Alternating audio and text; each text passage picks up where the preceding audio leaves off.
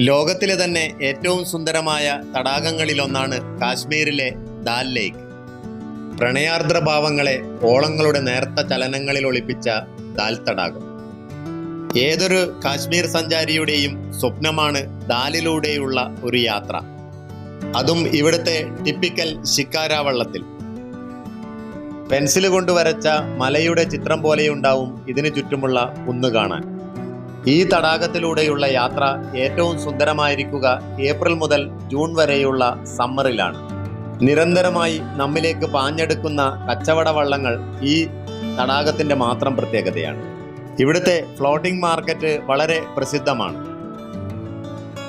രാവിലെ 5 മണി മുതൽ 7 മണി വരെ പച്ചക്കറി കച്ചവടം തകൃതിയായി നടക്കും. ഈ ഓളപ്പരപ്പിൽ 100 കണക്കിന് ഹൗസ് ബോട്ടുകളാണ് നങ്കൂരമിട്ടിരിക്കുന്നത്.